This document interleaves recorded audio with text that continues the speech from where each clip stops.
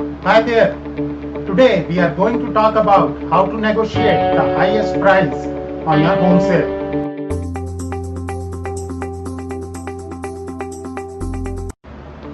Buyers nowadays are far more discriminating, and a large percentage of the homes listed for sale don't sell the first time.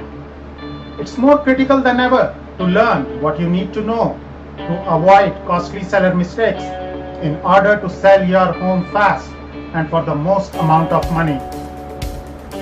The single biggest issue on most home sellers' minds when selling their homes is how to achieve the highest sale price. And yet, most homeowners feel disadvantaged and ill-equipped to achieve this goal. Pricing a home is an imperfect science to begin with. Market factors can cause large swings affecting pricing.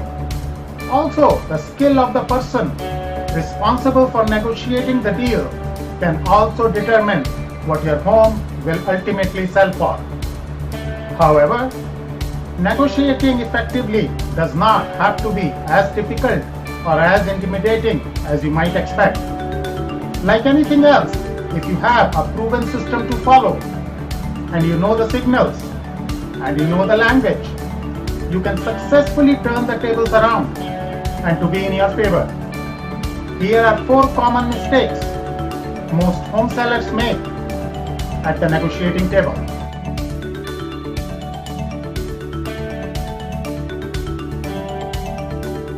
The first and second rules of effective negotiating are: number 1, know what you are legally required to divulge, and number 2, don't say anything more than this in front of anyone who is not completely representing your interests. Now it's very important that you as seller thinks through every point you are going to make before it is ever spoken. What you say can and will be used to your buyer's advantage. So don't say anything more than you have to. For example, if you are reviewing an offer or showing home in front of both your agent and the buyer's agent, and you mention what your bottom line price is, you better count on the fact that the buyer's agent will pass this information on to your buyer, and you will probably lose the opportunity of getting a higher price than this. Now remember that you don't have to say anything in front of the buyer's agent. They are representing the buyers and their buyer's needs and not you.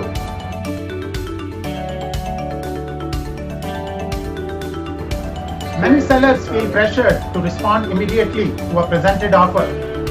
Remember that negotiating a price is a critical issue, and it is quite within your rights to take the time you need to respond and respond effectively. However, even more than that, you may also sometimes want your legal counsel or your CPA to advise you on the next steps. If you find yourself in this situation, request the time to meet with or talk on the phone to your lawyer or your CPA. A little bit of space and an objective and knowledgeable third party will certainly lead to clearer thinking and more effective decision making.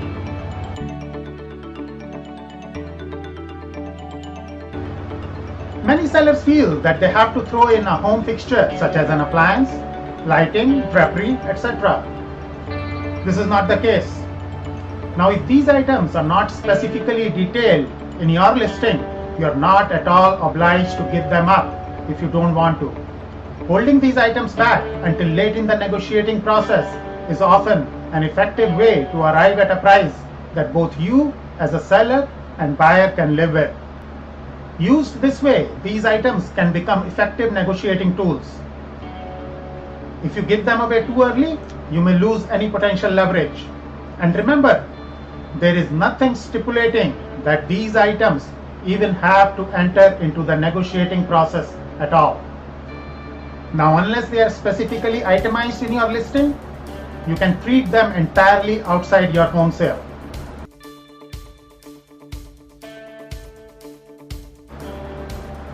Dual agency exists when the offer made on your home comes from the same real estate company that you listed your home with.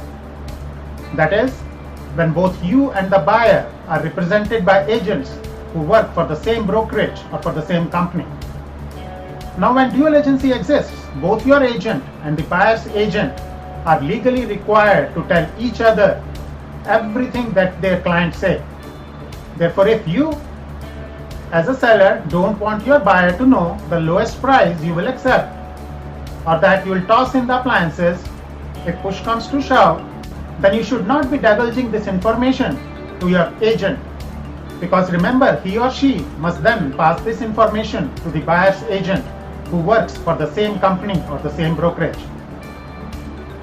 Your agent should make you aware of the implications of dual agency when it occurs, so you can take away a clear understanding of this important issue. Now, by being aware of these and other issues, and by seeking the advice of an experienced real estate professional, your negotiating skills can be more effective in your home selling process. If you'd like to get started on your home search now, call us or send us an email at the number below.